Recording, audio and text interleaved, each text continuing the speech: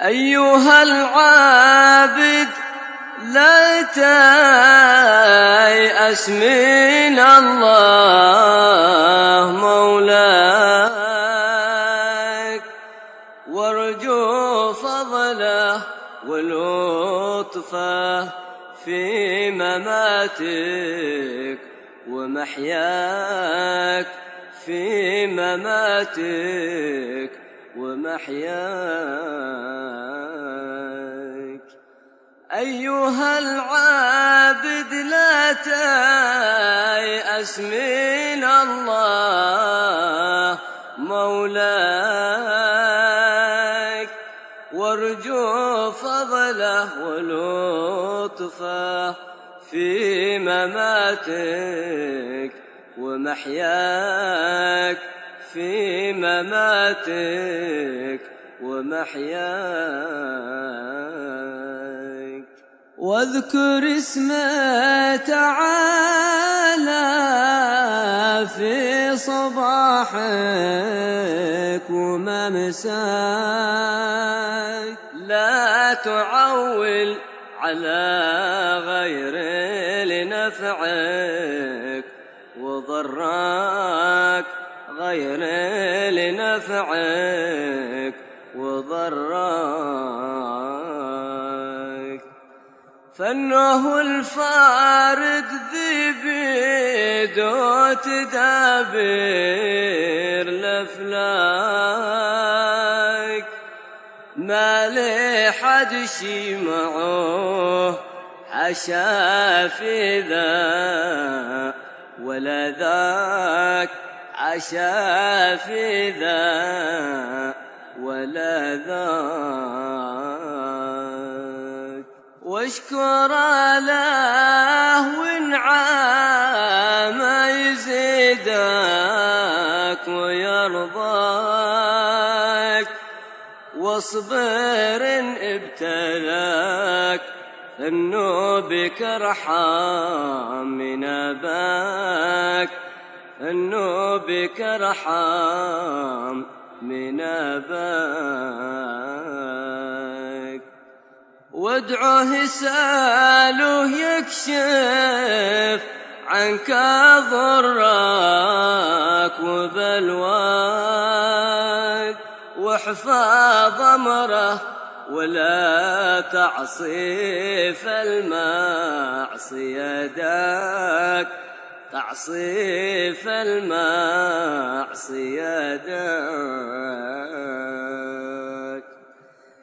كيف تعصي الذي من نطفة جل سواك، ثم غذاك بإحسان ونمى ورباك، ونمى ورباك. أيها الغافل استيقظ ومهد لمثواك، واذكر الموت قبل الموت ينزل بمغناك، الموت ينزل بمغناك. واجمع الزاد للسافر المدي قابل يفجاك. يا قلبي إيش أغفلك عن حال عقباك، أغفلك عن حال عقباك. كيف تغفل عن العقبى وتركا لدنياك، اترك الفاني المرذول وقبل على خراك، مرذول وقبل على خراك. واعمل الخير تظفر في معادك ورجعك،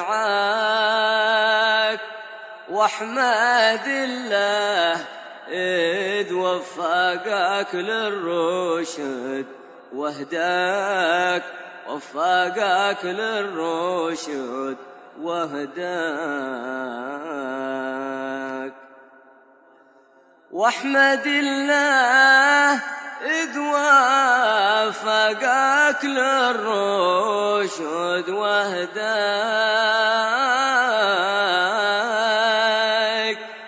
واتبع سنة الهادي محمد، وبشراك هادي محمد وبشراك.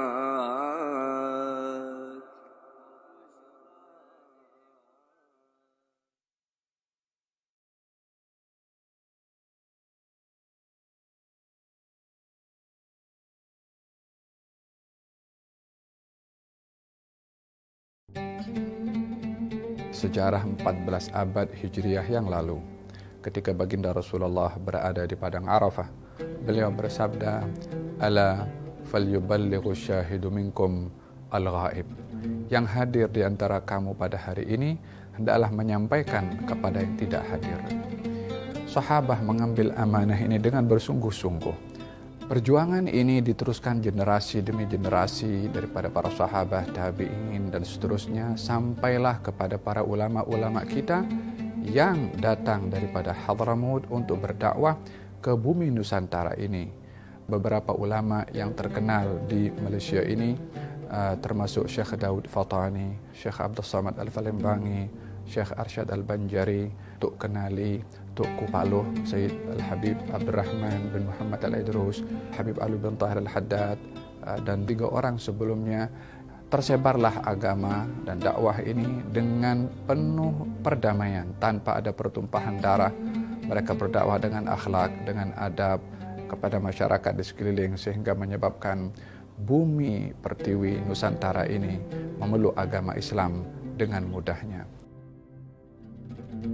Maka setelah sekian ramai umat Islam mula bertambah dan ancaman-ancaman mulai muncul, ancaman kebendaan, ancaman pemikiran yang boleh merosakkan akidah, mulalah umat Islam berusaha untuk membangun institusi pendidikan. Di Nusantara ini, institusi pendidikan pertama yang ditubuhkan adalah mengikut sistem pondok atau sistem pesantren, yaitu sistem tradisional, yang ianya adalah merupakan adanya kesinambungan dengan beberapa university di Fas dan juga di Kairo atau Jamiatul Azhar dan lain-lainnya, adalah dengan 3 konsep utama sesuai dengan firman Allah Subhanahu wa taala, laqad manallahu 'alal mu'minina idz ba'atha fihim rasulan min anfusihim yatlu 'alaihim ayatihi wa yuzakkihim wa yu'allimuhumul kitaba wal hikmah. Yang pertama, tilawatul ayat, rujukannya adalah wahyu. Yang kedua, tazkiyah, pensucian hati dan jiwa, merujuk kepada ilmu akhlak atau ilmu tasawuf. Yang ketiga adalah menjelaskan konten daripada Al-Quran dan juga daripada sunnah Nabi Muhammad SAW. Inilah 3 kurikulum yang menjadi panduan dari Allah kepada para nabi dan para rasul, dan itulah yang menjadi teras kepada madrasah dan pondok pesantren di Nusantara ini.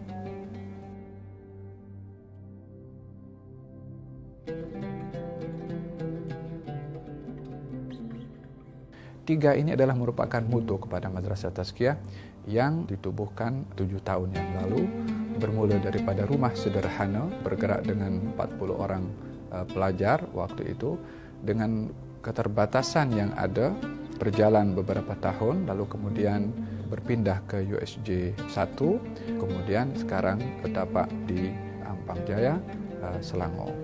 Ianya adalah bahagian daripada usaha masing-masing untuk memperbanyak melahirkan para asatidzah, para ulama, para pendakwah, dan juga untuk membina dan membentuk generasi yang berilmu, yang bertakwa, yang beramal, dan juga bermanfaat. Habib, oh Habib, Habib, ke speaker. Adalah bermula daripada belum ya, pun juga begitu. Allah, la ilaha illallah. Bernama Fatimah binti Muhammad Al-Fihriyah menginfakkan hartanya untuk membangun masjid jami' yang di situ juga jamiah yang pertama diasaskan dan ditubuhkan. Setelah itu muncul Jami'ah Zaitunah, kemudian muncul Jami'at Al-Azhar pada pertengahan abad yang keempat ketika Khilafah Fatimiyah. Kesemuanya adalah usaha yang dibuat oleh umat Islam untuk tidak kalah di dalam kemajuan berpendidikan dan juga berpengetahuan, untuk mereka dapat membangun institusi-institusi pendidikan. Maka dengan demikian pihak kami, Madrasah Tazkiyah yang bernaung di Yayasan Ar-Riayah, berusaha untuk membangun kompleks pendidikan Yayasan Ar-Riayah yang di dalamnya terdapat madrasah berfungsi bukan hanya kepada pelajar-pelajar tetapi kepada masyarakat sekeliling dengan aktiviti-aktiviti kemasyarakatan yang boleh dimanfaatkan oleh masyarakat sekeliling dan boleh dimanfaatkan oleh masyarakat Malaysia secara amnya melalui program-program yang akan ditayangkan melalui live streaming ataupun kursus-kursus yang diadakan dari masa ke semasa yang boleh untuk disertai oleh pelbagai macam kalangan, pelbagai macam background untuk mendalami dan mengetahui tanggung jawab mereka dalam agama ini supaya keberadaan kami ini bermanfaat kepada semua kalangan.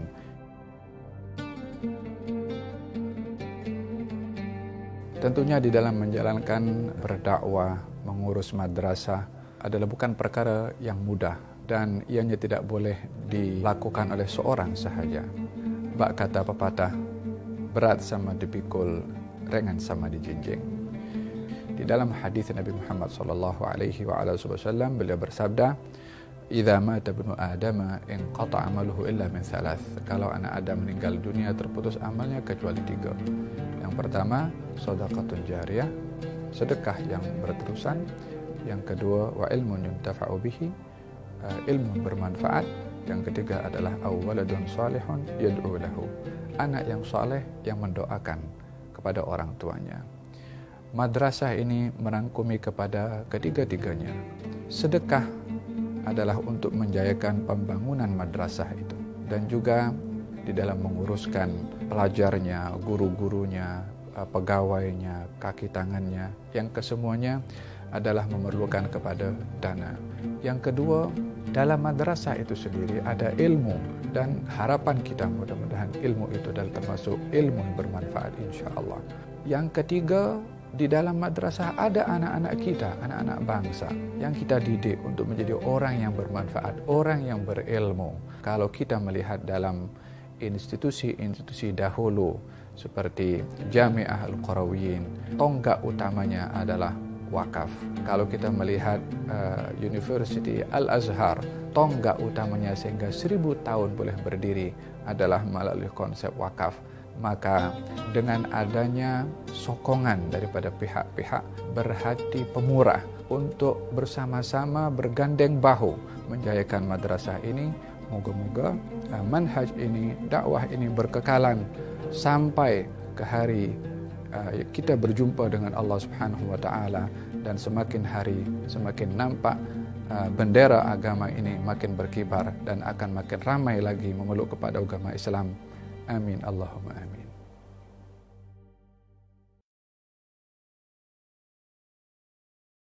Bismillahirrahmanirrahim. Assalamualaikum warahmatullahi taala wabarakatuh.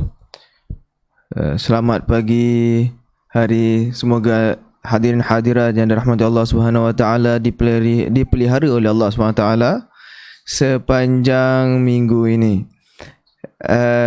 Kita bertemu kembali di dalam SPIQ siri 1 Khulukuna episod 3 insya-Allah. Jadi sebelum kita mulakan dengan doa pembuka menghadiri majlis ilmu yang diajarkan oleh Al-Habib Abdullah bin Ali Al-Haddad, kita ada disclaimer sikit. Sesiapa yang ada dengar suara pelik-pelik tadi, tu bukan suara saya. Okay, kita mulakan dengan doa. Kita baca sama-sama. Bismillahirrahmanirrahim. Nawaina at-ta'alluma wa ta'lim wa tadhakkura wa tadhkir wa naf'a wal intifa' wal ifadata wal istifadah وحث على التمسك في كتاب الله وسنة رسوله صلى الله عليه وسلم ودعاء إلى الهدى ودلالة على الخير وابتغاء لوجه الله ومرضاته وقربه وثوابه سبحانه وتعالى آمين اللهم آمين. Kita akan cuba buat rutin macam ini. Setiap kali sebelum majlis ilmu, kita baca niat menuntut ilmu ataupun doa menuntut ilmu yang diajarkan Al-Habib Al-Qutub Rishad wa Ghathul Ibad wal Bilad Al-Habib Abdullah bin Alwi Al-Haddad. Okey, macam biasa, latar belakang saya salah sebuah masjid juga. Sedi kuisnya untuk hari ini juga. Masjid apa di belakang saya? Saya bagi ruang. Kalau ada nak tengok tu masjid. Saya bagi masa 5 saat untuk berfikir. Takut tak nampak kan. 1, 2, 3, 4, 5, 6, 7, 8, 9, 10. Yang ada kaum kerabat dia, kru kat sini tak boleh jawab.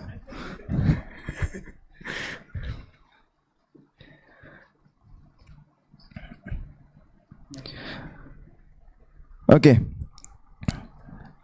Jadi hari ni kita sambung kita punya ulang kaji. Sebelum tu saya nak katakan kita juga dah membuat e-note untuk episod 1. InsyaAllah kita akan cuba riliskan. Kalau tak hari ni, hari esok. InsyaAllah. Kalau tak hari ni, hari esok. Kalau tak ada apa-apa yang dapat besok, tak ada apa-apa, boleh buat tuntutan di bawah. Biar penganjur nampak sikit banyak orang minta, jadi dia cepat sikit buat kerja. Jadi tanpa melengahkan lagi masa, kita akan terus kepada ini. Ada mazhar yang pelis ni. Jangan bawa isu-isu pelik-pelik kat sini, Ustaz. Okey. Untuk makluman, tekaan masjid pada minggu lepas, ada yang hampir. Dia tulis kat situ Masjid Sayyidina Hussein di Kairo. Dia hampir. Masjid yang minggu lepas tu, di depan je Masjid Sayyidina Hussein. Dia tak sampai berapa langkah 10, merentasi satu jalan, merentasi kereta jalan 2 hala tu dah sampai. Okay. Masjid Taman Tak buka.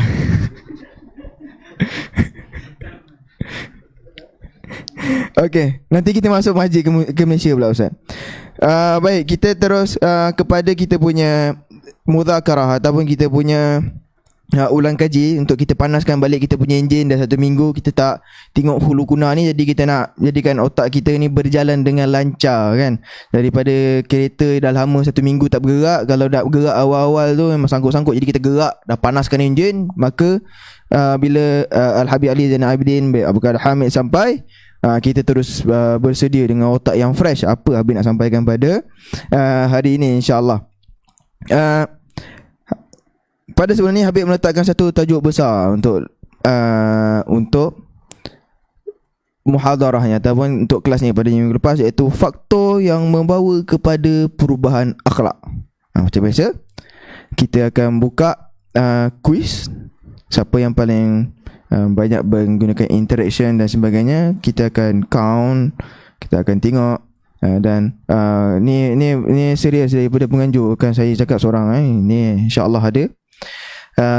Kita akan pilih di antara, bukan secara rawak lah, kepada orang yang Masya Allah hadir, orang yang Masya Allah memberi interaction. Awal hasil kalau nak dapat, kena datang pre-class. Bukan hanya kelas yang Habib Ali tu, pre-class memang datang. Kalau nak dapat lah. Kalau tak dapat tak apa, ini benda sunnah, yang kata sunnah. Kalau buat dapat pahala, kalau tak buat tak dapat apa-apa, dosa tak dapat. Okay. Kita akan pilih 2 orang untuk mendapatkan gelaran peserta daurah yang terbaik. 2 orang sahaja. Tapi ini lain daripada yang menjawab kuis soalan ni lah. Kuis soalan ni koroni-koroni tak boleh jawab. Okay. Cara dia macam mana? kita setiap hari di pagi ni buka pre-class, kita akan buka kuis-kuis yang berbentuk dengan berbentuk murajaah untuk setiap episod. Jadi minggu lepas Habib meletakkan satu tajuk besar, faktor membawa perubahan akhlak. Faktor yang membawa kepada perubahan akhlak. Apa dia? Jadi kuisnya yang pertama, soalannya, Habib ada menyebutkan satu hadis daripada Nabi Muhammad SAW.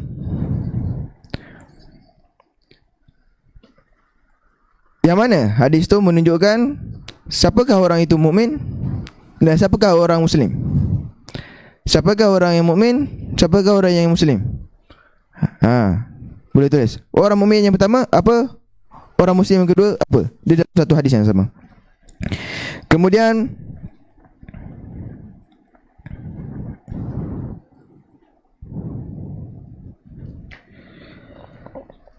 Habib Ali Zainal Abidin juga menceritakan tentang sebuah kisah berkenaan dengan Sayyidina Abdullah bin Rawahah. Sayyidina Abdullah bin Rawahah, beliau diutuskan untuk mengutip jizyah di Khaybar. Apakah yang berlaku? Apakah yang ditunjukkan oleh Sayyidina Abdullah bin Rawahah? Apakah yang dikatakan oleh Yahudi Khaybar pada ketika itu? 3 poin. Soalan yang seterusnya, ataupun poin yang seterusnya, apakah ciri-ciri peniaga berdasarkan daripada hadis Nabi Muhammad SAW? Ciri peniaga yang akan bersama-sama dengan para syuhada pada hari kiamat. Apakah ciri-ciri peniaga yang bersama dengan para syuhada pada hari kiamat?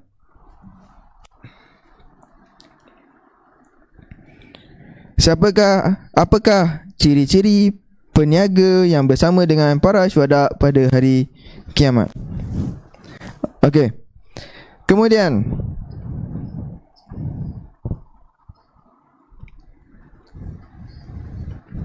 Masya Allah, kita dapat banyak respon. Sahtum barakallahu fiik.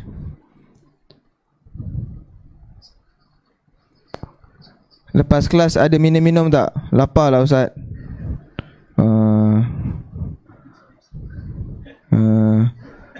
Nanti kita post.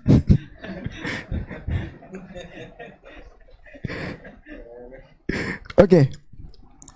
Kemudian ada juga satu quote yang diceritakan oleh Nabi tentang umat pada hari ini. Satu quote yang Nabi ceritakan pada para sahabat tentang umat pada hari ini. Quote dia ada punya clue dia cinta apa mati apa. Cinta apa mati apa. Cinta apa mati apa. Itu dah satu quote yang kita perlu pergi jadikan satu pegangan untuk kita kita berhati-hati dalam diri kita.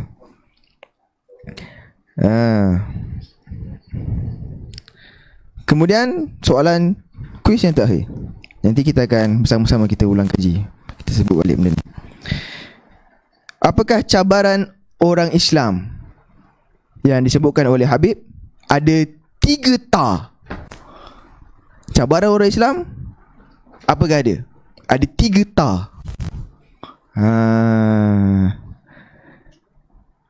Q dia punya clue dia 3 ta. Sebab kenapa saya kata 3 ta? Dapat 3 ta ni kita ingat. Sepatutnya lah, kalau siapa yang murojaah dia akan ingat apakah 3 ta ni. Okay. Masya Allah. Alright, kita telusur satu.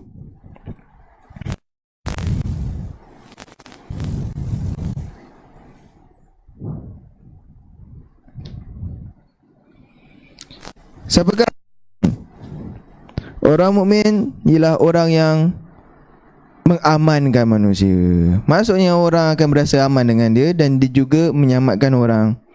Dia akan jadikan orang tu tak rasa takut bila berada bersama dengan dia. Dan juga orang Muslim ialah orang yang manusia jadi selamat daripada dia. Bukan selamat dengan ada dia, bukan. Selamat daripada dia. Maksudnya orang Muslim, dia tidak menyakiti orang lain. Orang mukmin, dia jadikan orang itu menjadi aman, selamat, berasa tidak takut, aman. Orang Muslim, orang tak terselamat daripada kejahatan di tangannya. Suara okey? Ada problem ke?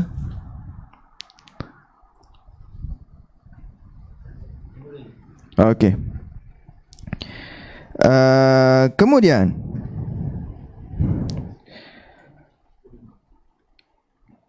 kisah tentang Abdullah bin Ar-Rawahah. Ya, ada sesuatu yang masya-Allah. Dia untuk dilebihkan kurma untuk puak Yahudi. Dia sebenarnya, ya, Abdullah bin Ar-Rawahah ni, kisah dia minta jizyah. Jizyah ni macam cukai lah. Tapi sebab orang Islam dah bayar zakat, jadi orang yang bukan Islam diminta untuk dibayar jizyah. Bilangannya tak sebanyak zakat. Kemudian bila Abdullah bin Rawahah ni diutus ke Khaybar, maka diorang berkata agar dia bagi sedikit hadiah kepada Abdullah bin Rawahah ni, dan dengan syarat Sayyidina Abdullah bin Rawahah ni mengambil enteng ataupun mengambil mudah dalam mengira kuantiti jizyah yang perlu diberikan. Jadi apa dia kata? Orang Yahudi kata, dengan sikap orang macam ini langit dan bumi akan tertegak. Ahsan. Kemudian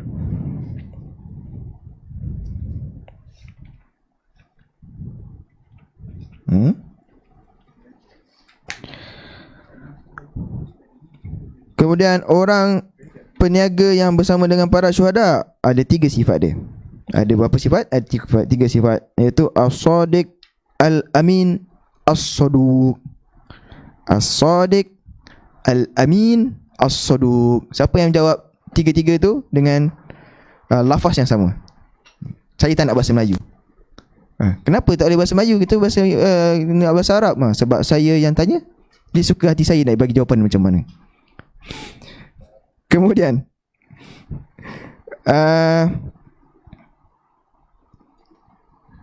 quote yang beri Nabi Muhammad SAW bagi amaran kepada para sahabat, untuk bagi khabarlah kepada kita, orang umat akhir zaman ni, apa dia punya sifat dia. Dia ialah orang yang cinta dunia. Bila cinta dunia yang sangat, dia jadi takut mati.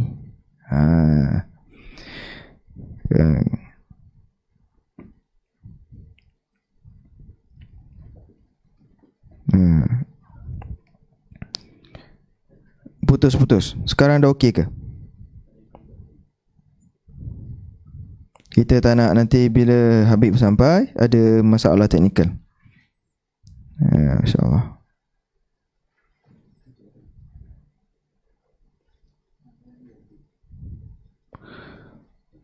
Dan kemudian 3 ta yang terakhir. Apakah 3 ta tu?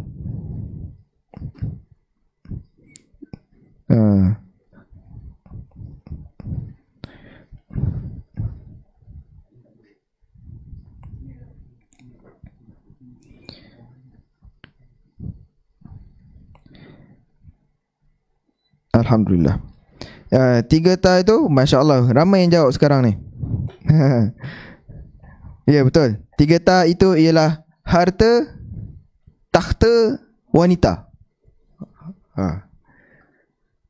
Masya Allah. Saya tengok ramai yang datang, ataupun ramai yang mengulang kaji sebelum kelas. Bagus, Hasan. Sebab kalau orang yang tak datang, ataupun dia tengah daurah dia berangan, apa tu 3 ta, nanti dia fikir ta. Jadi ta apa. Jadi ta tu ialah takhta, harta wanita. Okey. Dah jam pun dah pukul 10. Lampu masjid belakang tu tak tutup, jimat. Dah siang ni. Okey. Lupa nak tutup. Nanti saya bagi tahu orang masjid.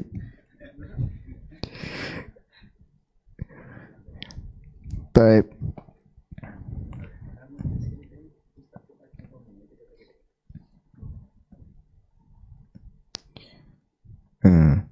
Masya Allah. Di samping dengan itu, sementara ada sedikit masa ni, ni sebagai teaser, bocor, jangan cerita dengan orang. Kita nak buat program sambungan daripada SPIQ ni. Nama dia SPIQ 2 lah. Ni SPIQ siri 1. Kita nak buat siri 2. Kita menggalakkan sebagai feedback daripada antum yang menghadiri majlis ini, menghadiri daurah bersama Habib Ali Zainal Abidin Baqir Hamid di SPIQ 1, siri pembangunan Islam Qurani siri 1, untuk memberikan feedback dan juga komen dan cadangan. Hatta kritikan pun kita akan terima juga. Semua pandangan orang Islam kita ambil. Yang mana membina, kita akan ikhtiarkan dan kita akan timbangkan, supaya kita pada masa depan kita dapat perbaikan majlis. InsyaAllah kita berharap kalau boleh dapat buat secara fizikal, kita akan buat. Tapi keadaan sekarang lebih menggalakkan kita untuk membuat online. Walhasil, ilmu dan dakwah tidak berhenti.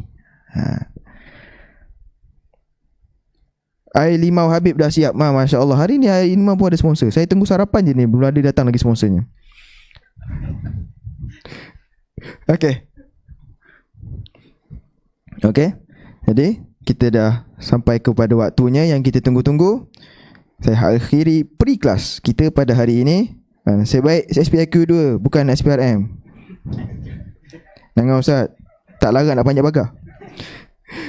Okey, saya akhiri dengan Assalamualaikum warahmatullahi taala wabarakatuh.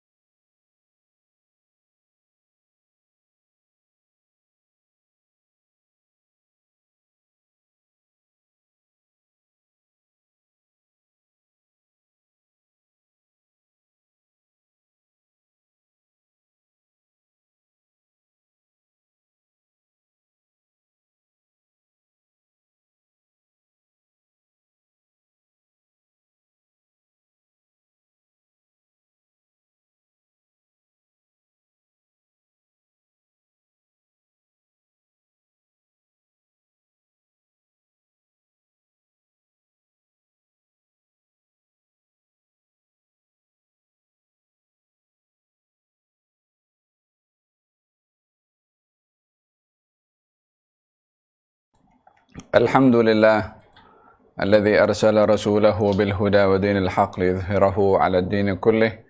اللهم صل وسلم على سيدنا محمد وعلى آله وصحبه ومن سار على دربه وعلينا معهم وفيهم برحمتك يا أرحم الراحمين. أدخلنا الله في دائرة ibadika as-salihin. Amin Allahumma amin. Alhamdulillah, kita meneruskan dalam pengajian ilmu daripada taman syurga ke taman syurga, daripada majelis yang baik kepada majelis yang baik, untuk menambahkan dan memanfaatkan peluang yang diberikan oleh Allah daripada kebaikan demi kebaikan. Sesungguhnya tanda seseorang itu akan digolongkan dalam golongan orang-orang saleh bila mana perbuatannya adalah amal-amal yang baik. Innallaha idza ahabba 'abdan hubbiba ilaihil ma'ruf wa wujiha ila fi'alihi. Allah bila mana sayangkan kepada hamba, hamba itu akan dipersenangkan, hatinya disenangkan kepada kebaikan, lalu dimudahkan untuk berbuat kebaikan. Semoga Allah Subhanahu wa taala menyayangi kita dengan sentiasa mengilhamkan kepada kita kebaikan dan memudahkan bagi kita berbuat kebaikan, dan semoga Allah sempurnakan dengan istiqamah. Amin Allahumma amin. Hadirin dan hadirat, muslimin muslimat, tuan-tuan dan puan-puan yang dirahmati oleh Allah Subhanahu wa taala, kita dalam program SPAQ ini saya ingat ini adalah pertemuan yang ketiga pada hari ini untuk kita meneruskan pengajian kitab Khuluquna, yaitu akhlak kami. Dinisbahkan dengan khuluquna, akhlak kami, adalah ingin memberitahukan identiti sebagai seorang muslim dan mukmin, yaitu melalui akhlak. Sehingga tidak dapat dipisahkan identiti seorang muslim dan mukmin dengan akhlaknya. Artinya, tidak sempurna Islam seseorang kalau tidak berakhlak. Tidak lengkap iman seseorang kalau tidak berakhlak. Dengan demikian, kesempurnaan Islam atau kesempurnaan sebagai seorang muslim dan mukmin adalah dilihat melalui akhlaknya. Dalam pembahasan yang lalu saya ceritakan dalam muqaddimah yang disampaikan oleh penulis tentang definisi akhlak, kemuliaan akhlak. Lalu, adakah akhlak itu boleh dicari ataupun ianya satu pemberian yang hanya diberi oleh Allah Subhanahu wa taala? Kesemuanya saya sudah bahaskan pada pertemuan-pertemuan yang lalu. Hanya yang saya janjikan pada pertemuan yang lalu tentang asbab, sebab-sebab yang boleh menjadikan seseorang itu berakhlak yang baik, atau sebab-sebab yang boleh menjadikan seseorang itu berakhlak dengan akhlak yang tidak baik. Dengan demikian, akhlak itu terbagi kepada dua bahagian. Akhlak yang bersifat wahbi, pemberian daripada Allah Subhanahu wa taala. Seperti mana dalam hadis bahwasanya Allah Subhanahu wa taala mengagihkan akhlak ini kepada sesiapa yang dikehendaki, seperti mana mengagihkan rezekinya. Ada orang diberikan oleh Allah dengan sifat semula jadi akhlaknya baik. Dan yang kedua adalah akhlak kasbi atau iktisab atau muktasab, yang boleh dicari akhlak itu. Yaitu saya bahaskan pada pertemuan yang lalu tentang hadis Nabi Muhammad sallallahu alaihi wasallam, innamal hilmu bittahallum. Sesungguhnya sifat santun itu boleh dicapai, boleh didapat dengan berusaha untuk menjadi orang yang santun. Sabar itu boleh didapat melalui at-tasabbur, melatih diri untuk bersabar. Dengan demikian, kalau santun dan sabar sebagai contoh di sini, yang kedua-dua itu bahagian daripada akhlak yang mulia, boleh didapat dengan berusaha melatih diri untuk menjadi santun sehingga menjadi penyantun, atau melatih diri untuk menjadi orang yang sabar sehingga menjadi penyabar, demikian dengan sifat-sifat yang lainnya. Latihlah untuk menjadi sifat pemurah dengan melatih diri suka memberi. kelama dengan membiasakan diri memberi akan menjadi seorang yang pemurah. Dengan melatih diri memberi maaf akan menjadi orang pemaaf. Dengan melatih diri untuk menjadi orang yang lemah lembut dan tidak kasar, maka dia pun akan memiliki sifat al-lin atau lemah lembut. Dengan demikian, akhlak itu boleh dicari, boleh dicapai dengan berusaha. Asbab yang boleh menyebabkan seseorang berubah akhlaknya. Adakah, saya sampaikan soalan pada minggu yang lalu, adakah seorang itu boleh berubah akhlaknya daripada yang baik kepada yang tidak baik, atau daripada yang tidak baik kepada yang baik? Ya, akhlak boleh berubah daripada baik kepada yang tidak, atau sebaliknya pun juga. Dalam kitab-kitab at-tasawuf dinyatakan oleh ulama-ulama at-tasawuf, diantaranya adalah Ibnu Al-Qayyim. Dalam kitabnya Madarijus Salikin dan yang lain-lain juga menyatakan asbab su'il khuluq, sebab-sebab su'il khuluq, yakni akhlak itu boleh menjadi buruk. Yang pertama adalah al-jahlu, kejahilan. Yang kedua, al-zulmu, kezaliman. Yang ketiga, al-syahwatu, syahwat. Yang keempat, al-ghadabu, yaitu sifat marah. Walaupun ini bukan sebagai membatasi hanya dengan 4 ini sahaja akhlak boleh berubah, tapi ada sebab-sebab yang lain berubah daripada yang baik kepada yang tidak, atau kepada orang yang awalnya tak tahu akan sifat akhlak yang baik dan yang tidak baik. Dengan 4 perkara ini boleh berubah perangainya menjadi sifat atau memiliki sifat yang tidak baik. Yang pertama dengan kejahilan, karena dengan kejahilan seseorang tidak dapat membezakan mana yang baik, mana yang tidak baik, mana yang hak, mana yang batil. Sehingga perumpamaannya adalah dengan jahil orang itu buta.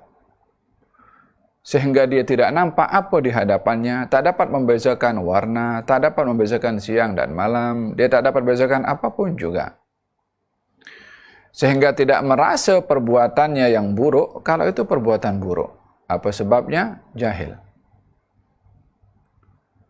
Dia tak merasa perbuatan mengambil hak orang itu satu salah karena dia tidak mengetahui bahwasanya perbuatan itu salah.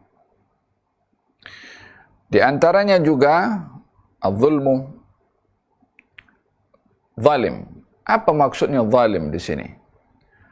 Makna zalim itu meletakkan sesuatu bukan pada tempatnya. Tidak terhad zalim itu mengambil hak orang saja. Tapi setiap kita meletakkan sesuatu bukan pada tempatnya, itu adalah perbuatan yang zalim. Hatta kalau kita memberi hadiah wang kepada orang yang tak mengerti guna uang, itu pun zalim. Walaupun kita memberi. Permasalahannya bukan pada pemberian, tetapi masalahnya meletakkan pemberian bukan pada tempatnya. Itu perbuatan yang zalim. Menyerahkan amanah kepada orang yang tidak layak memegang amanah, itu zalim. Baik itu di dalam tanggung jawab syarikat, dalam tanggung jawab kenegaraan, dalam tanggung jawab kepimpinan, apa saja, kalau diserahkan amanah kepada orang yang bukan layak memegang dan menjalankannya, itu bahagian daripada perbuatan zalim. Hadza sebab yang kedua. Sehingga seseorang dengan meletakkan sesuatu bukan pada tempatnya dikatakan orang yang zalim. Yang ketiga adalah syahwat.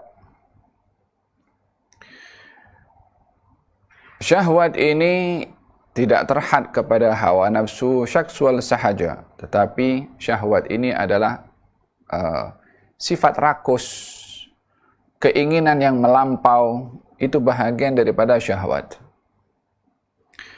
Keinginan yang melampau akan menyebabkan kepada seseorang itu berusaha mendapatkannya dan kedekut untuk membahagikan kepada orang lain. Dalam harta contohnya, orang yang rakuskan kepada harta, maka dia akan memiliki sifat kedekut untuk berkongsi hartanya dengan orang lain.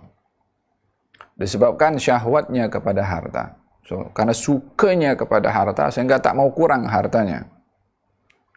Dan yang terakhir adalah al-ghadab, sifat marah. Keempat-empat perkara ini boleh mengubah seseorang perangainya menjadi akhlak yang tidak baik. Dan kalau boleh ditambahkan yang kelima adalah al-bi'ah, lingkungan. Di dalam hadis Nabi Muhammad sallallahu alaihi wasallam beliau bersabda, "Iyyakum wa khadra'id diman." Hati-hati kamu dengan yang namanya khadra'id diman. Sahabat bertanya, apa itu khadra'id diman ya Rasulullah? Nabi bersabda, al-mar'atul hasna fi mambatis su'. Perempuan yang cantik namun di lingkungan yang rosak. Ianya merujuk bagaimana bahaya lingkungan yang mempengaruhi kepada seseorang. Lebih-lebih lagi bila mana seseorang itu berpengaruh untuk mempengaruhi orang lain, maka seseorang itu akan mempengaruhi orang lain berdasarkan dengan apa yang terbentuk pada orang itu melalui lingkungan. Dalam hal ini, saya ingat tadi ada 3 ta yang ditanya itu kan, ya, ada 3 ta. Di antaranya adalah tahta, wanita dan juga harta, atau harta, tahta dan juga wanita. Salah satu yang menjadi asbab atau pengaruh yang kuat kepada seseorang adalah perempuan, selain daripada harta, selain daripada tahta.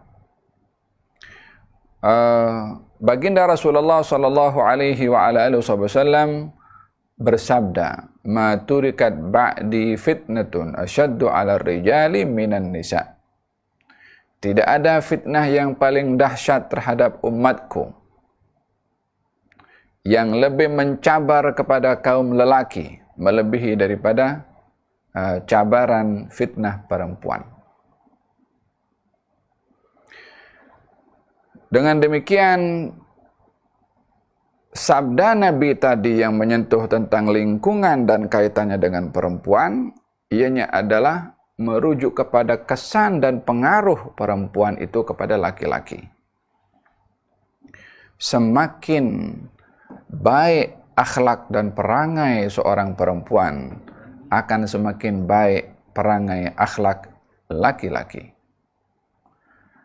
Semakin rosak akhlak dan perangai perempuan, akan semakin teruk dan rosak akhlak laki-laki. Ianya adalah merujuk kepada bagaimana pengaruh yang dapat dikesan kepada laki-laki melalui perempuan. Jadi, yang menjadi penentu baik dan rosaknya laki-laki ini bergantung kepada salah satunya, ya, bukan satu-satunya. Salah satunya adalah bergantung dengan pengaruh perempuan. Hadza berkenaan dengan bagaimana perubahan akhlak itu boleh berlaku. Pada hari ini kita akan membahaskan tentang bab yang pertama berkenaan dengan adab kita yang terbagi dalam buku ini kepada 3. Yang pertama, adab atau akhlak terhadap Allah, adab dan akhlak terhadap manusia, dan adab serta akhlak terhadap diri sendiri. 3 ini kita akan bahaskan dalam sesi daurah ini, insya-Allah. Yang pertama di sini al-akhlaqu atau akhlak terhadap Allah Subhanahu wa taala. Muka surat 20. nuraqibullaha fi sairil ahwali ka'annana lahu nashhad. Kita menumpukan perhatian kepada Allah Subhanahu wa taala dalam semua keadaan seolah-olah kita menyaksikannya. Wa nukhlis lahu fima dhahara wa batan. Dan kita ikhlas kepadanya daripada sudut zahir dan batin. Wa nattakhidh lana wirdan yaumiyan. Dan perlulah kita menjadikan sebagai amalan harian membaca kitabnya. Min kitabil aziz ma'al muhafadha ala tafahum wa tadabbur. Dengan mengagungkan Al-Quran dan juga memahami serta bertadabbur.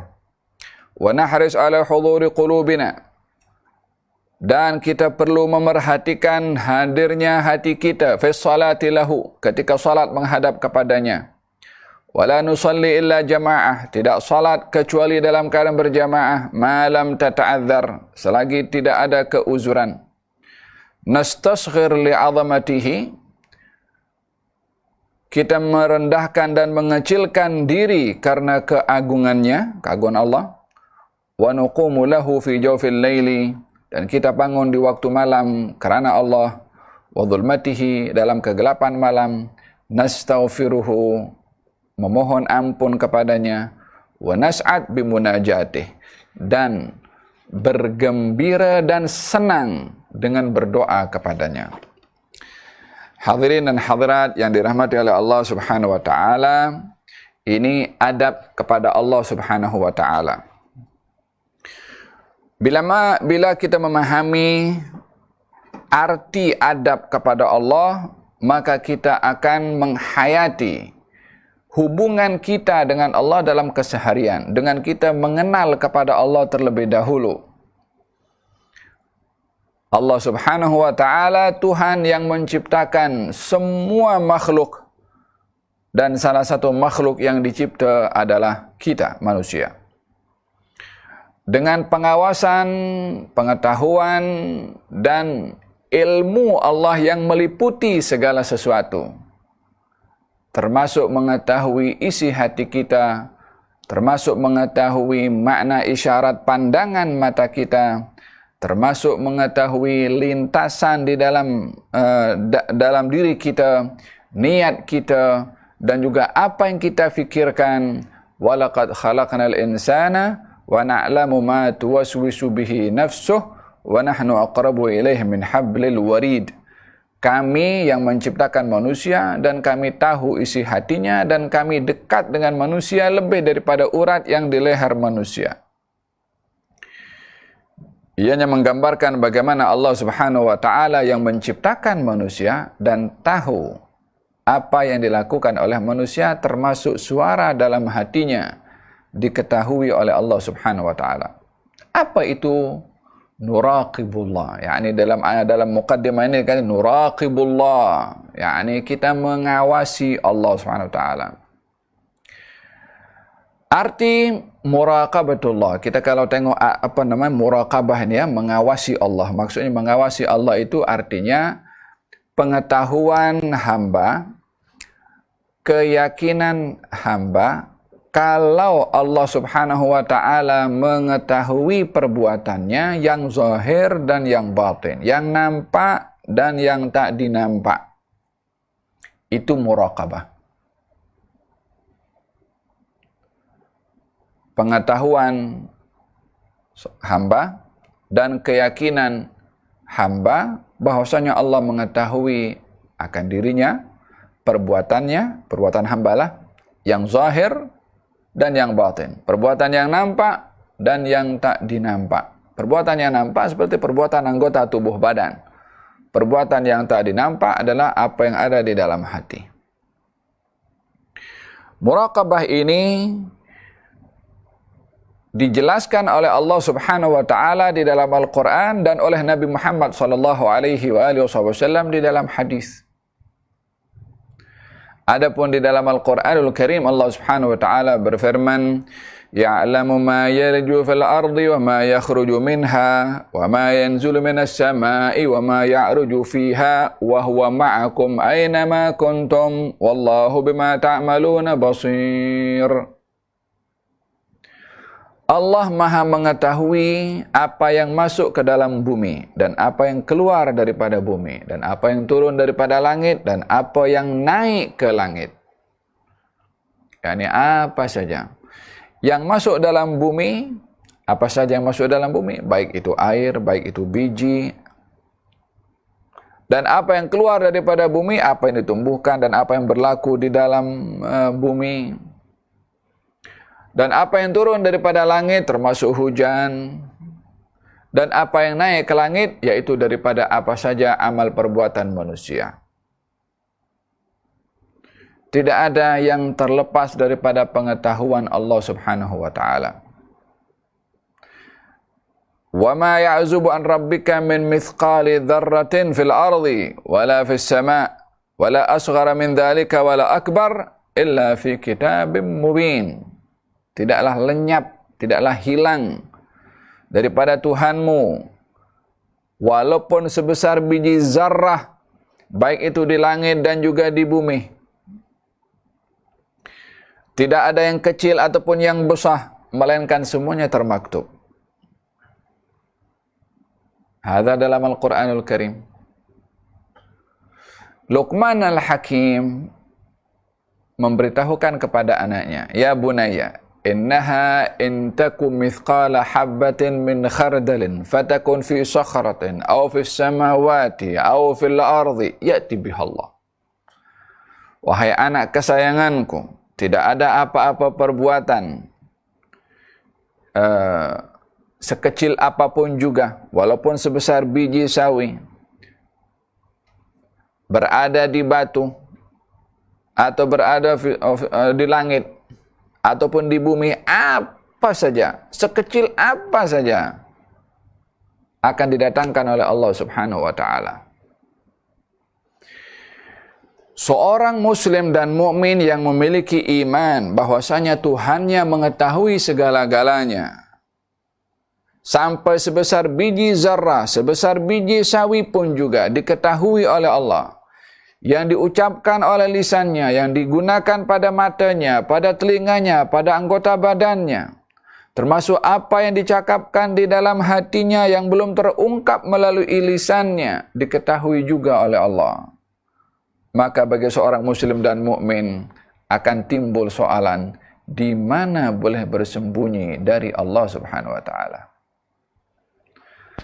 Tentunya tiada tempat untuk bersembunyi daripada Allah.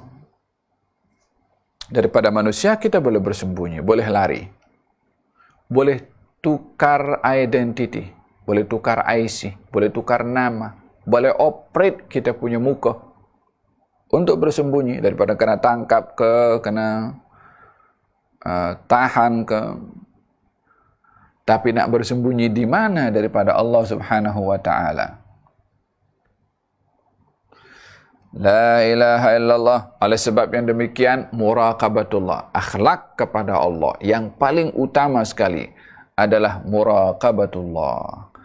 Menjadikan Allah pengawas kepada kita, berkeyakinan kalau Allah Maha mengetahui semua perbuatan kita, yang nampak dan yang tak dinampak, yang kecil dan yang besar, yang zahir dan juga yang batin. Bukankah nama Allah Subhanahu wa taala dalam Asmaul Husna apa namanya? Ar-Raqib.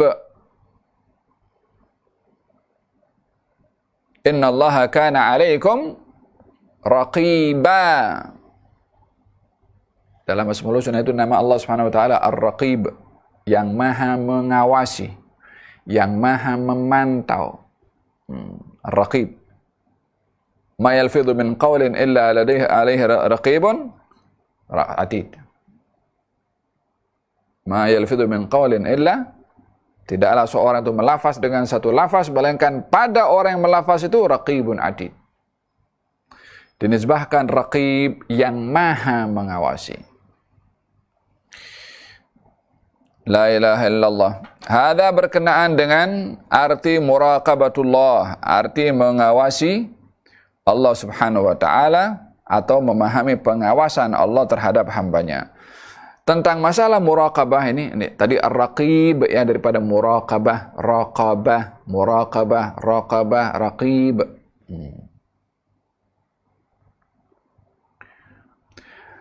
Masalah muraqabah ini selain ada di dalam Al-Quran sebagai panduan bagi umat manusia, juga ada dalam hadis yang masyhur daripada Nabi Muhammad sallallahu alaihi wasallam.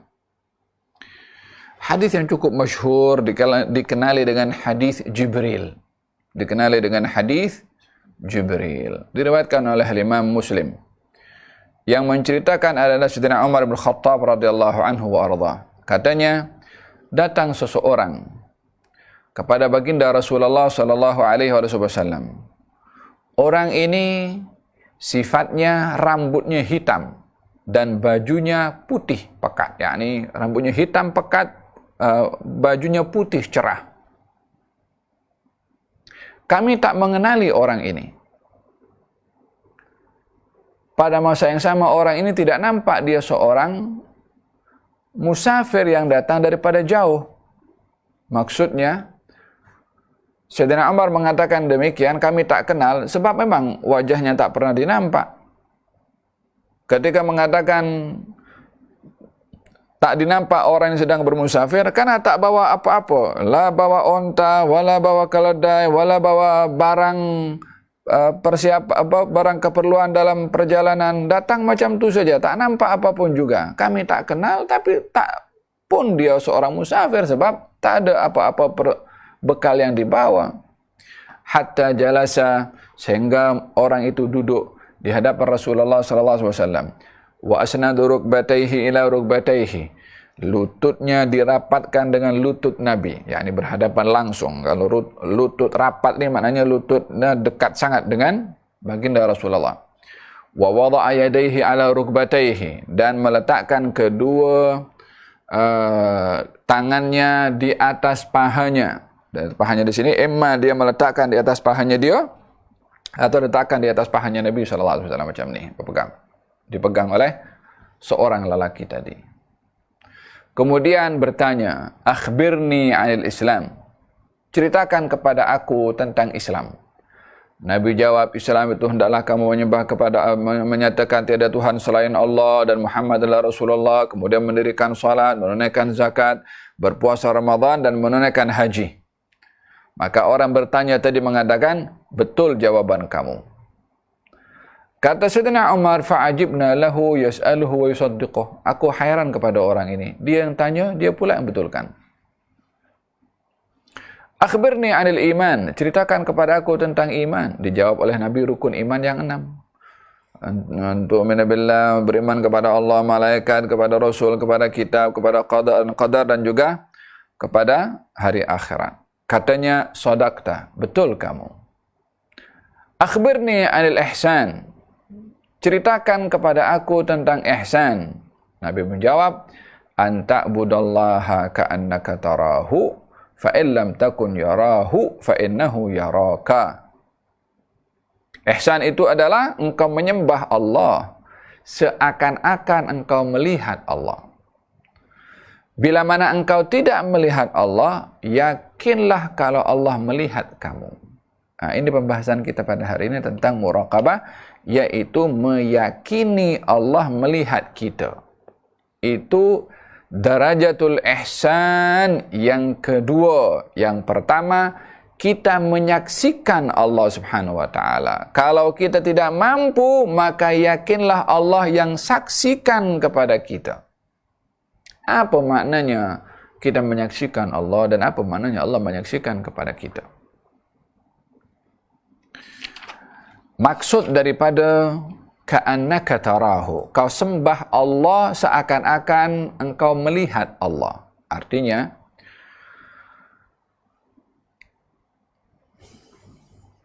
walillahil mathalul a'la. Contoh ya, contoh. Nabi bersabda dalam hadis, sempurnakan rukuk dan sujud kamu dalam salat. Sesungguhnya aku melihat kamu daripada hadapan, daripada belakang, macam mana aku melihat kamu daripada hadapan.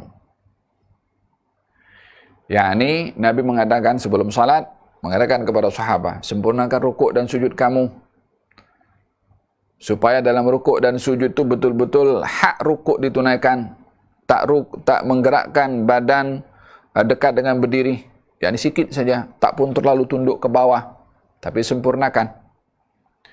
Demikian dengan sujud juga, pastikan dalam sujud itu syarat-syarat sujud ditunaikan. Dahi, kedua tangan, kedua lutut dan jari-jari semua menyentuh kepada tanah, jangan diangkat. Yakni Nabi suruh sempurnakan rukuk dan sujud kamu. Apa sebabnya ya Rasulullah? Aku tengok kamu daripada belakang macam mana aku tengok kamu daripada hadapan. Yakni Nabi walaupun salat menghadap kiblat, boleh nampak apa di belakang rukuk dan sujudnya sahabat. Ada orang boleh buat macam tu? Kecuali Nabi Muhammad SAW. Di sini Nabi memberikan sebab, ya, sempurnakan rukuk dan sujud karena aku tengok kamu. Karena aku tengok, maknanya aku awasi salat kamu. Aku pantau sembahyang kamu. Oleh sebab itu sempurnakan. Dengan demikian, kalimat ka'annaka tarahu, yakni kalau kamu salat, kalau kamu melihat kepada Allah dalam ibadah, maka kamu akan sempurnakan ibadah itu karena kamu melihat kepada Allah Subhanahu wa taala yang sedang melihat kepada kamu.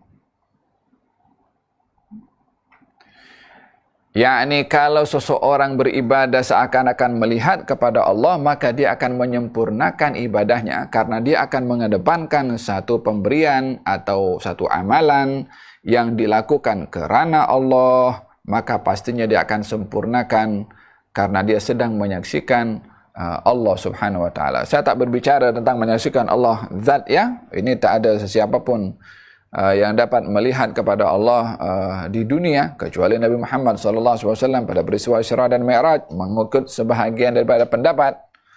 Adapun di akhirat nanti akan diberikan satu anugerah khas oleh Allah Subhanahu wa taala, orang dapat menyaksikan Allah Subhanahu wa taala, dan itu adalah sebesar-besar nikmat. Semoga Allah anugerahkan kepada kita.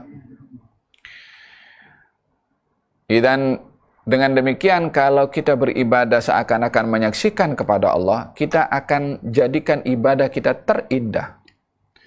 Kalau kita beribadah seakan-akan menyaksikan kepada Allah, kita akan fokus dan akan khusyuk kepada Allah Subhanahu wa taala, sebab tujuan kita datang kepada Allah Subhanahu wa taala.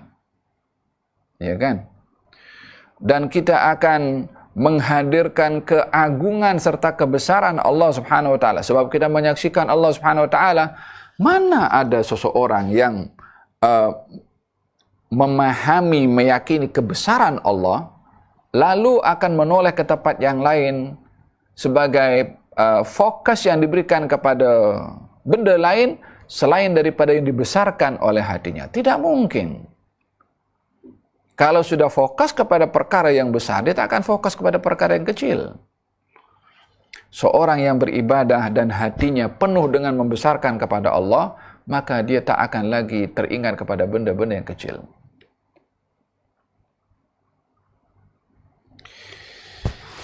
La ilaha illallah. Salah seorang sahabat Nabi SAW, antara dua, Usaid ibn Hudhair dan juga yang satu lagi namanya Sa'ad bin Mu'adz.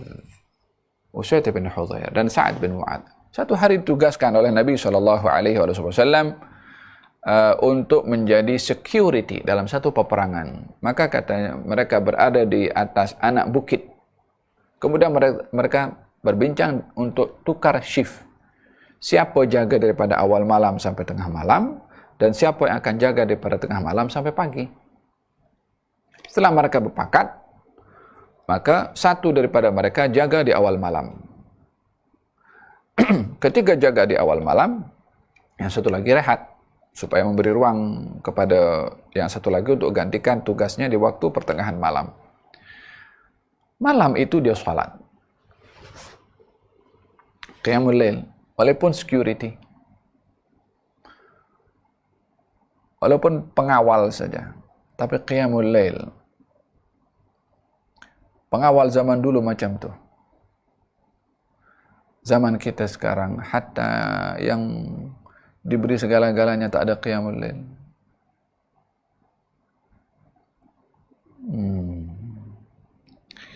La ilaha illallah. Mudah-mudahan Allah bimbing kita untuk sentiasa qiyamul lail ya Rabb. Dibuka oleh Allah nikmatnya munajat kepada Allah Subhanahu wa taala. Wafiqna lidzalik ya rabbal alamin. Gal ada musuh yang masuk, yang bersembunyi dan ingin masuk ke kemah-kemah dan ingin mencari kemahnya Rasulullah untuk membunuh kepada Nabi. Tapi nampak ada suatu orang yang sedang berada di atas sana bukit yang memantau keadaan. Maka orang tadi yang ingin masuk itu takut masuk karena akan dinampak oleh orang yang sedang berada di atas bukit tadi. Maka dihunuskan panah itu kena kepada anggota badan orang yang salat, tapi bukan kepada bahagian yang boleh mematikan.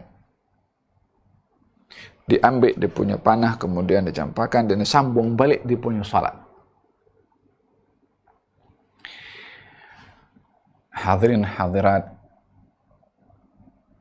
ya man dhaqa araf. Yang merasa, dia pasti tahu. Yang tak merasa, dia tak tahu. Ada kalanya tak tahu mengingkari orang lain yang tahu karena ketidaktahuannya orang itu. Ini problem besar. Mengingkari benda dengan kejahilannya. Sudahlah tak tahu itu musibah, mengingkari benda yang dia tak tahu, lagi musibah, lagi berat. Andailah orang yang tak tahu itu mengakui saya tak tahu.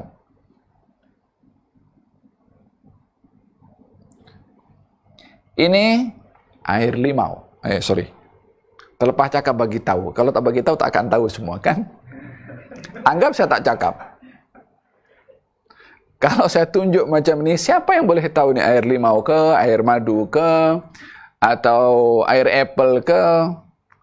Apa rasanya? Kalau saya minum, yang tahu rasanya siapa? Ya saya. Yang lain yang tengok tu, satu kata air madu, satu kata air teh hijau, sebab tak begitu nampak warnanya merah. Satu lagi kata air madu. Macam-macam penafsiran. Ada pula, tak, itu air mineral. Ada pula, tak ada, itu cawanya kosong. Yang tak tahu boleh memberikan interpretasi yang macam-macam. Yang tahu siapa? Yang minum. Saya bagi gambaran seperti ini sebab apa yang berlaku kepada sahabat ini dalam sejarah diceritakan demikian, dalam sirah diceritakan demikian. Macam mana seseorang 3 panah kena kepada badannya, dia tak bergerak daripada solatnya. Sampai selesai, setelah 3 panah tu kena, dipercepat solatnya. Tahukah apa sebab dipercepat solatnya? Bukan karena sakit. Khawatir panah yang keempat mengenai badannya dan mematikan kepada dirinya. Dia risau tak jalankan amanah Nabi yang Nabi suruh dia sebagai security untuk jaga keamanan. Kalau kena panah dia mati, maknanya tak jaga keamanan. Dipercepat solatnya itu untuk kejutkan kawannya. Ketika kawannya bangun, orang itu lari yang akan memanah tu. Katanya, kenapa kamu tak bangunkan aku pada kali pertama panah tu kena kepada dirimu? Katanya, aku sedang baca Quran. Aku segan nak putuskan bacaan Quran yang aku baca. Segan kepada siapa? Kalau bukan kepada Allah Subhanahu wa taala yang turunkan Quran itu. Kalau bukan oleh, kata sahabat tu, kalau bukan oleh kerana Nabi tugaskan aku sebagai pengawal, aku teruskan bacaan Quran hatta panah yang keempat kena dan membunuh kepada aku. Syahadah. Kalau dia sampai terbunuh dengan panah yang berikutnya, syahid atau tidak? Syahid, tapi tak menjalankan tugas yang Nabi suruh untuk menjadi pengawal.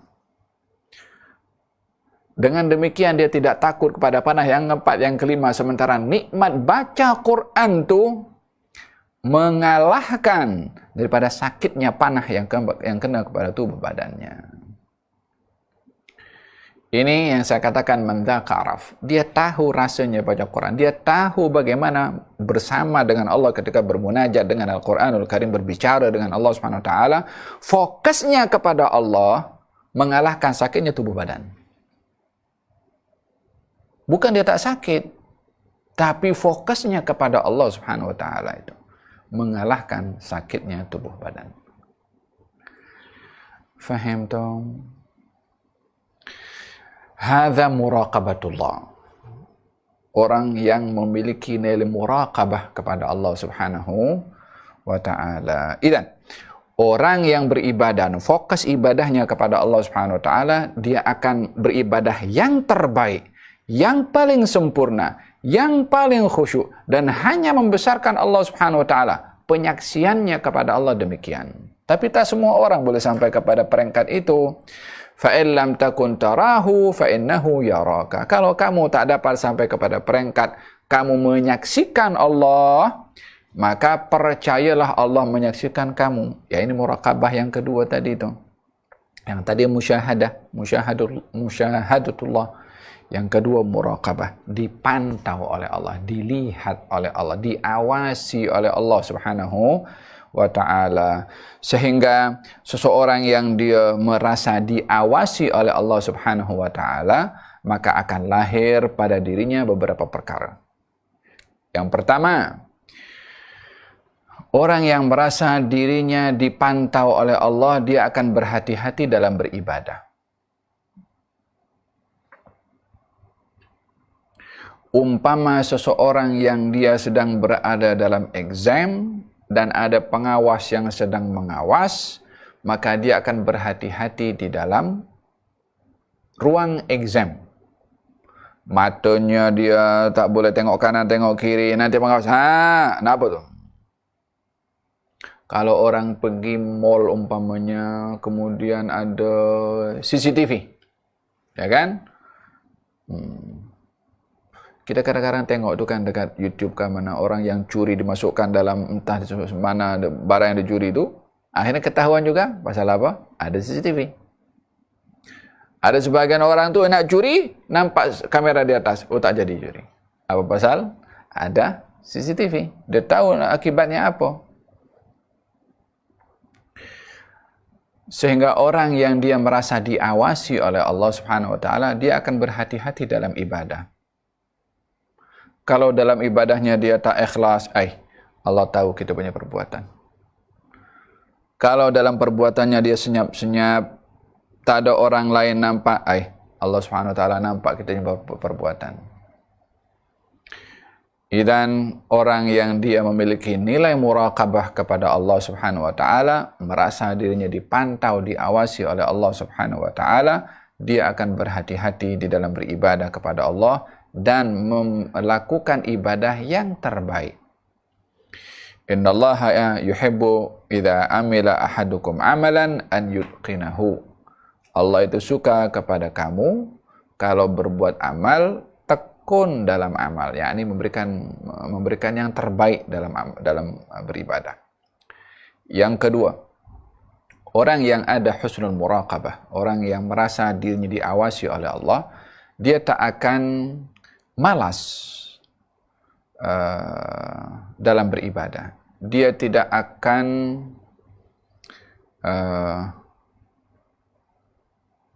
kurang untuk memberikan kesungguhan di dalam beribadah. Karena orang yang merasa diawasi, kita kalau dalam pekerja ya, kalau pekerja diawasi oleh majikan, kalau dia malas, dia tahu gajinya mungkin dipotong atau mungkin dia kena buang, maka dia tak akan malas. Sebab apa? Dirinya diawasi oleh ada mandor yang jaga. Demikian juga seorang hamba kalau merasa diawasi oleh Allah, dia tak akan malas beribadah sebab dia tahu ada yang memantau, memerhati kepadanya selalu.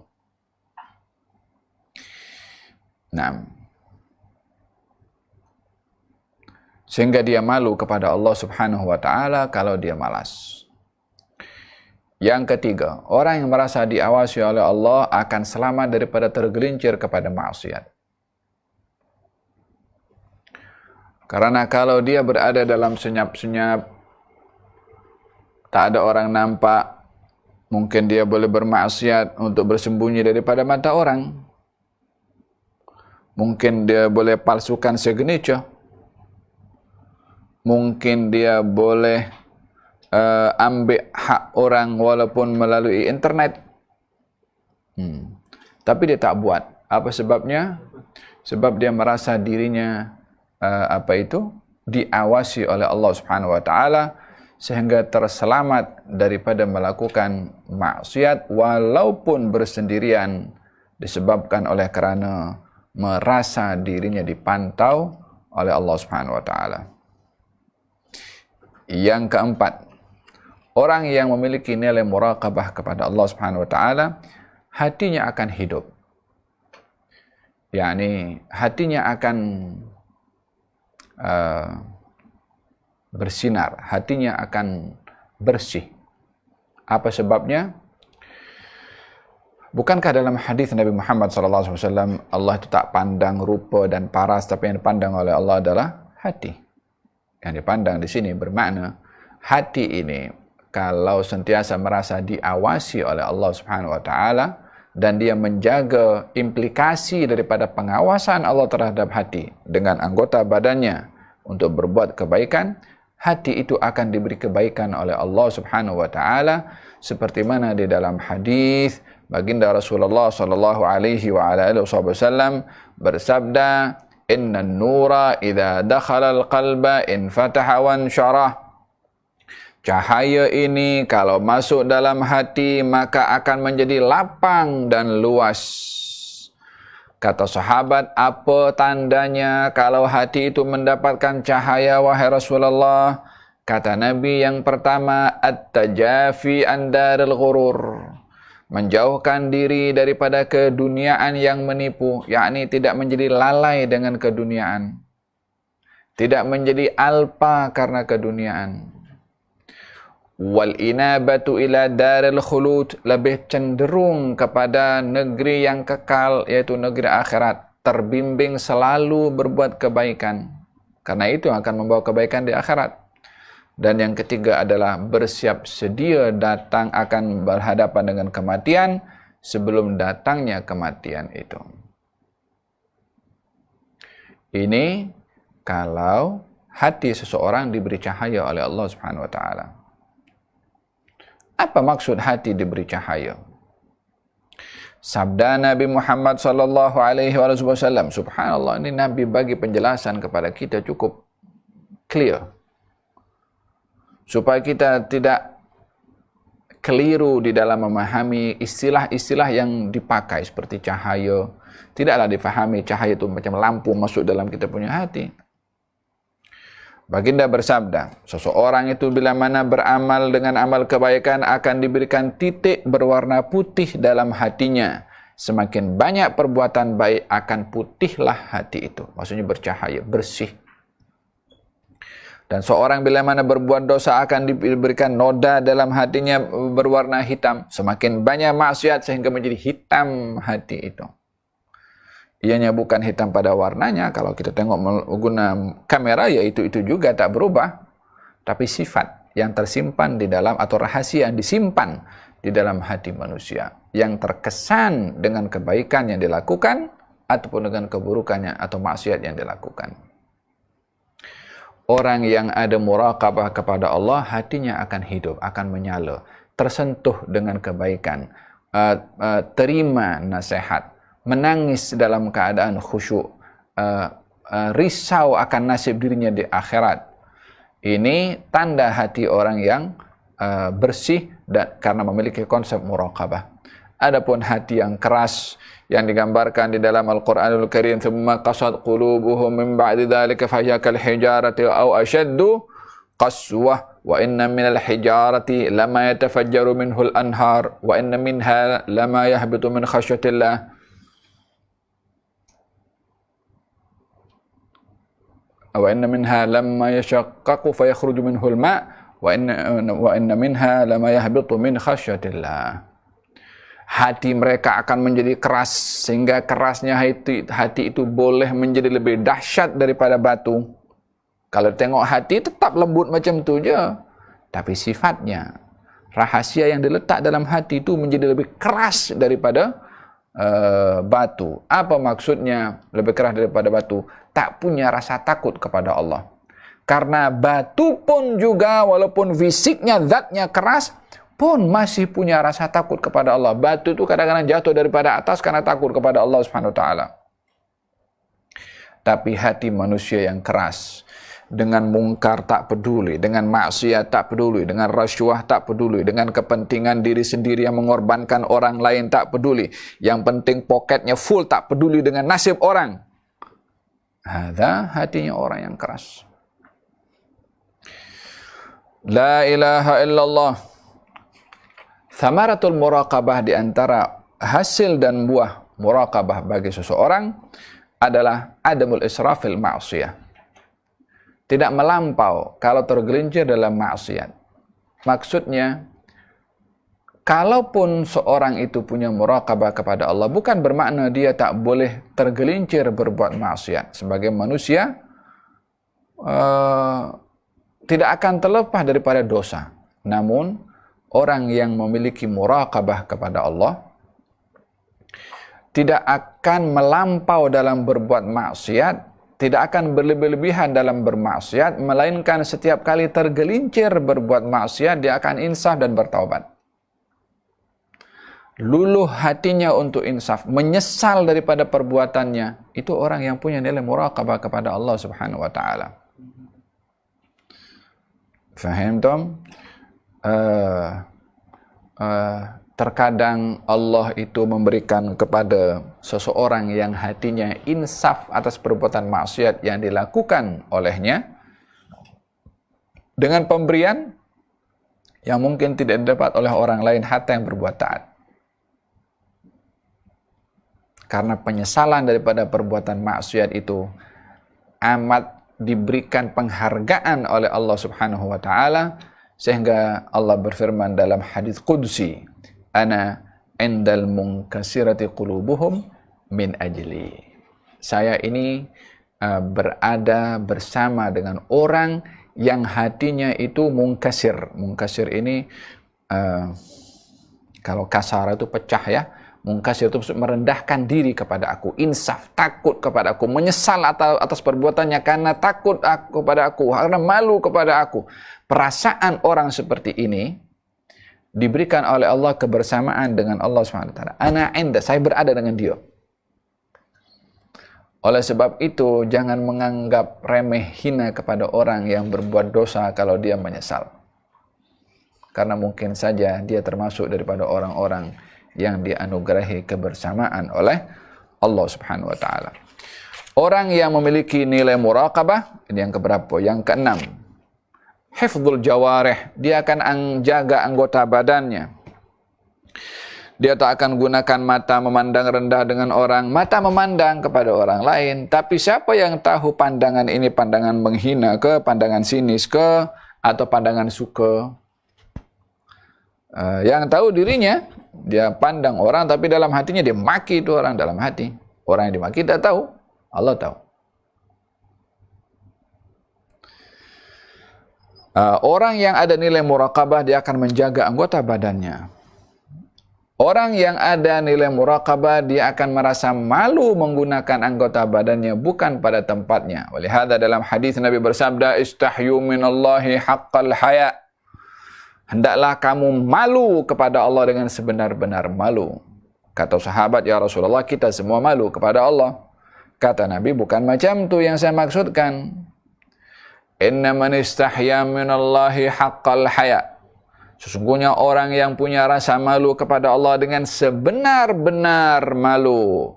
Falyahfadhir ra'sa wa ma wa'a. Hendaklah dia menjaga kepala dan apa yang dipahami di kepala. Yang difahami kepala ini, mata ada bahasa, telinga pun juga, mulut pun juga, hidung pun juga, otak pun juga. Orang yang malu kepada Allah, dia akan jaga ini semua. telinga, mata, hidung, mulut, dan juga kepala. Itu orang yang malu kepada Allah. Yang kedua, wal yahfadhil batna wa ma hawa. Hendaklah dia menjaga perut dan apa yang ada di sekelilingnya. Menjaga perut daripada apa yang masuk. Menjaga dari perut apa yang ada di sekelilingnya. Kemaluan dan juga tangan. Serta kaki. Bukankah kesemua ini yang menyebabkan manusia rakus, yang menyebabkan manusia tamak, yang menyebabkan manusia zalim, yang menyebabkan manusia itu berbuat perbuatan yang keji? Tak keluar daripada kenikmatan sesaat yang dilakukan oleh tubuh badan saja. Berapa kenikmatan yang boleh didapat? Kita kalau memiliki segala-galanya daripada harta, namun kita tidak boleh berbuat segala-galanya. Ada satu orang yang ketika dia dalam keadaan sakit, kena minor stroke, dan dia orang yang sangat berkemampuan dari segi keuangan. Dia kata, saya tak boleh buat apa dengan keuangan yang ada dengan saya, dengan musibah atau sakit yang menimpa. Tak boleh dibeli.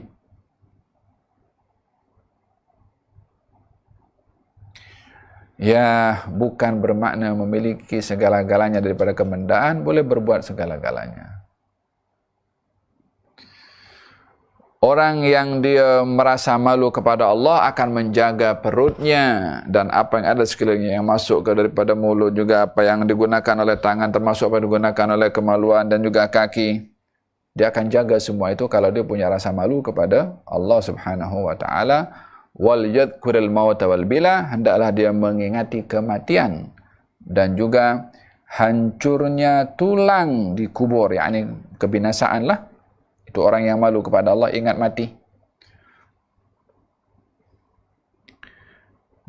Wa man arada al-akhirata taraka al-hayata ad-dunya. Orang yang mahu ganjaran akhirat, maka dia akan mengorbankan hal-hal keduniaan yang melalaikan.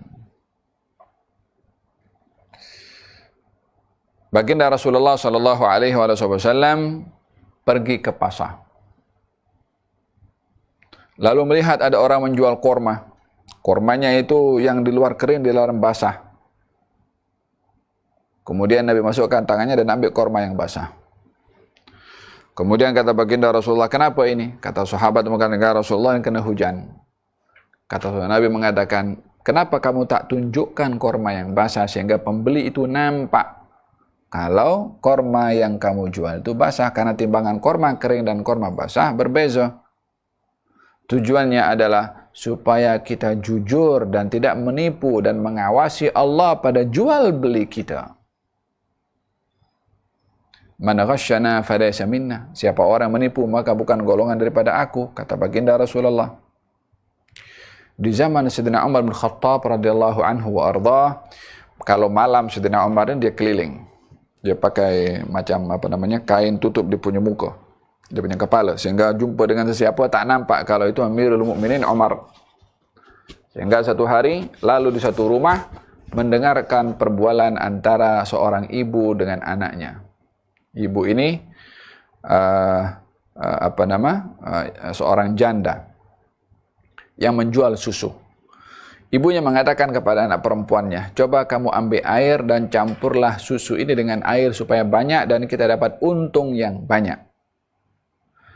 Kata anak perempuannya mengatakan, ya ummah, wahai ibu, sesungguhnya Amirul Mukminin Umar melarang kita untuk menipu dalam jual beli. Kata ibunya mengatakan, wahai putriku, manalah Amirul Mukminin Umar tahu apa yang kita buat malam ni, tengah-tengah malam seperti ini. Kata anaknya pula, wahai ibu, kalau Amirul Mukminin Umar tak tahu apa kita buat, Tuhannya Amirul Mukminin Umar tahu. Perbualan ini didengar oleh Sayyidina Umar bin Khattab. Menarik perhatian Sayyidina Umar kata-kata budak tu. Diberi tanda rumah tu supaya keesokan harinya didatangi.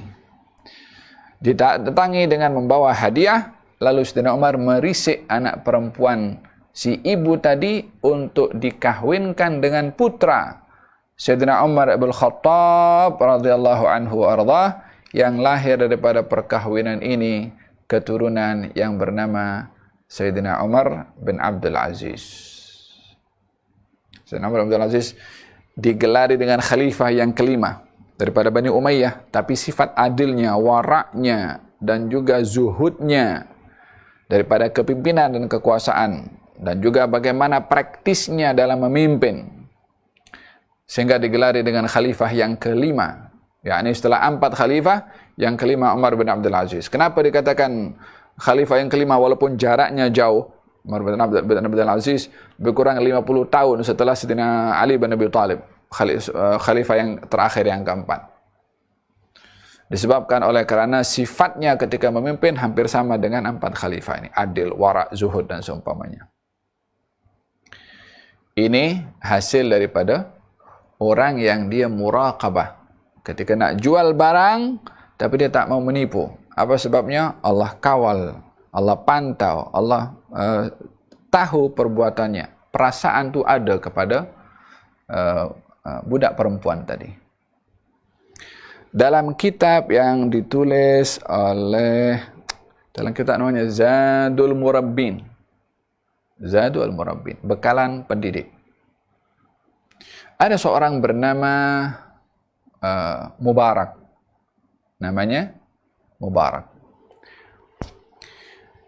Ditugaskan oleh seorang majikan yang memiliki kebun anggur untuk menjaga kebunnya daripada dicuri atau dirosak oleh binatang. Ketika musim anggur, majikan datang dan beritahu kepada Mubarak, "Ya Mubarak, bawakan kepada saya anggur." Dibawa anggurnya, lalu didapati anggur itu rasanya belum cukup masak. Kata majikannya, "Ya Mubarak, kamu bawa kepada saya anggur ini yang tidak masak. Bawa kepada saya anggur yang masak." Dibawa anggur satu lagi. Kemudian rasanya hampir kurang sama. Saya kata, kemajikannya mengatakan, "Bukankah saya dah kata kepada kamu supaya bawa yang masak? Takkan kamu tak dapat membezakan mana anggur yang masak, mana yang tidak?" Kata Mubarak mengatakan, "Tidak, aku tak dapat bezakan." "Kamu tidak rasa ke sebelum dibawa kepada saya anggur itu?" Kata Mubarak mengatakan, "Wahai tuanku, Tuan suruh saya menjaga anggur, bukan suruh saya merasa kepada anggur itu." Yakni selama menjaga kebun anggur, tak satu pun daripada buah anggur yang dimakan oleh Mubarak. Apa sebabnya? Amanah kepada pekerjaan, merasa diawasi oleh Allah atas pekerjaannya. Dia tak mau lebih daripada apa yang ditugaskan, khawatir melangkahi atau melampaui batasan. Majikannya takjub.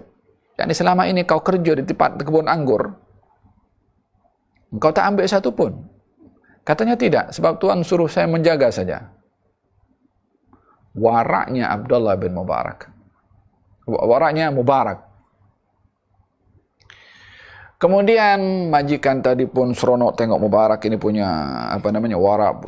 Akhirnya singkat cerita, akhirnya berkahwin dengan putri majikan tadi. Lahirlah anak bernama Abdullah bin Mubarak, ulama besar.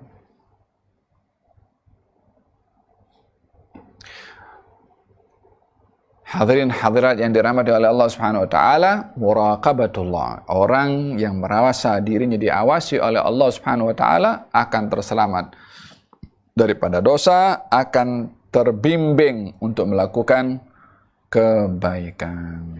Nah,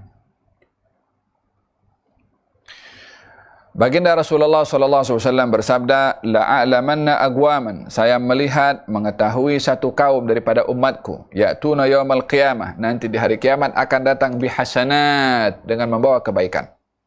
Amsal jibal Tihama, kebaikannya ni seumpama besarnya gunung Tihama. Ada gunung di Tihama situ besar, bidan, putih.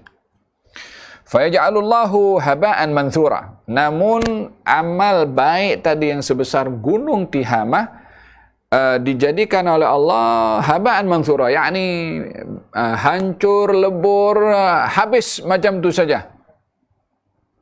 Macam mana? Awalnya dilihat amalnya baik. Awalnya dilihat amal baiknya tadi banyak, sehingga seperti gunung Tihamah banyaknya dan besarnya amal. Lalu akhirnya lebur macam tu, hilang macam tu. Kata sahabat bernama Thawban mengatakan, "Ya Rasulullah, orang yang macam mana yang rugi seperti itu? Untuk kami dapat menghindari daripada perbuatan orang yang seperti itu. Datang membawa kebaikan, namun lebur, hancur macam tu, hilang." Kata baginda Rasulullah, "Amma innahum ikhwanukum." Ya, mereka itu adalah bahagian daripada saudara-saudara kamu. Maksudnya daripada kalangan orang-orang yang beriman, yang beramal soleh. Min jiltatikum, daripada bangsa kamu sendiri. Wa yakhuduna min al-laili ma kama ta'khudun, mengambil di waktu malam seperti mana kamu pun juga mengambil di waktu malam. Walakinnahum, yakni walaupun beribadah malam dan seumpamanya, walakinnahum aqwamun idza khallu bimaharimillah intahakuha.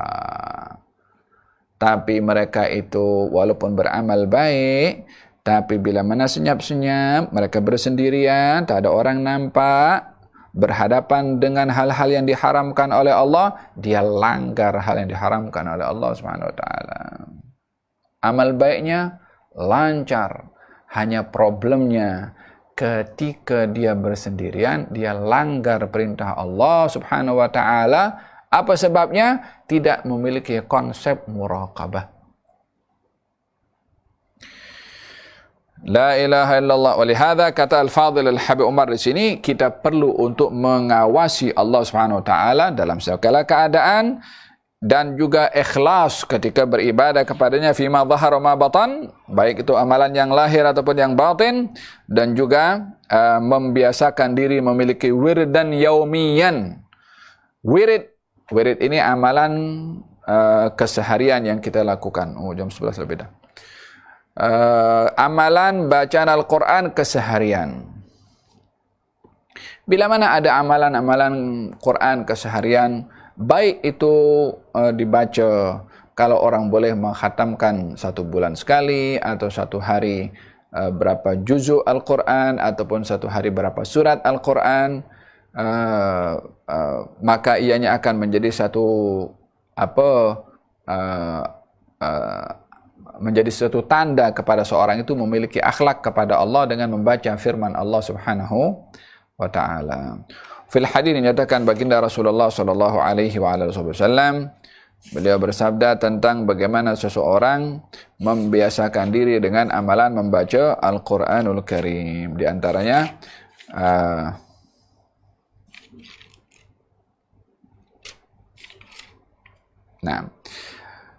di antaranya baginda Rasulullah sallallahu alaihi wasallam bersabda, katanya, "Man qara'a Yasin fi lailah asbaha maghfuran lahu." At least paling tidak, kalau kita tak boleh baca Quran 1 juzuk sampai khatam, at least paling tidak membiasakan diri surat-surat yang ada keistimewaan tersendiri. Seperti surat Yasin. Man qara'a Yasin fi laila asbaha maghfuran lahu. Barang siapa membaca surat Yasin di waktu malam, maka paginya akan diampunkan oleh Allah. Hadis diriwayatkan oleh Abu Ya'la. Dalam riwayat yang lain Nabi bersabda, "Man qara'a suratul Waqi'ah fi kulli lailah lam tusibhu faqah." Barang siapa yang membaca surat Waqi'ah di waktu malam atau malam, maksudnya petang atau malam, lam tusibhu faqah, maka dia tak akan ditimpa dengan kemiskinan. Diriwayatkan oleh Imam Al-Baihaqi. Dalam riwayat yang lain Nabi bersabda, "Man qara surat Al-Kahfi yaumul Jum'ah dha'a lahu minan nur ma bainal jum'atain." Barang siapa membaca surat Kahfi pada hari Jumat, maka akan diberi cahaya kepadanya sampai Jumat yang akan datang. Dalam riwayat yang lain tambah lagi 3 hari. Jadi 10 hari.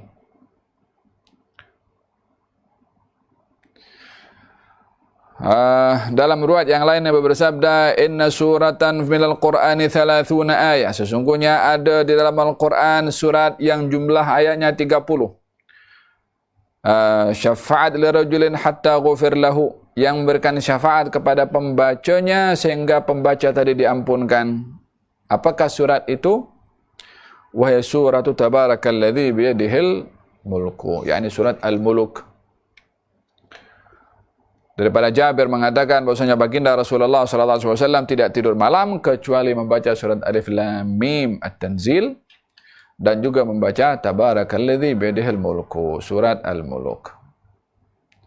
Bila mana orang boleh melazimkan diri membaca Al-Quran, kalau boleh ikut urutannya, itu adalah lebih baik.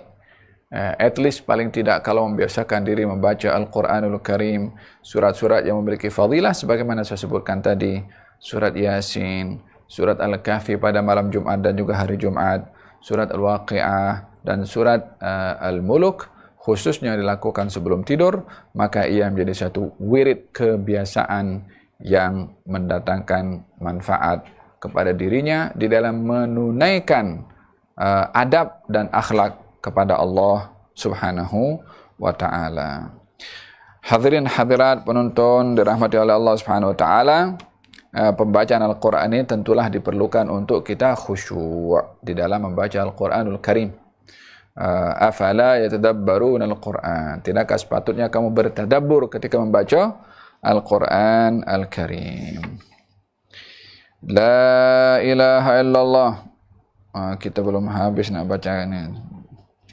Dah waktu cukup. Saya rasa baru 5 menit saya bercakap ini.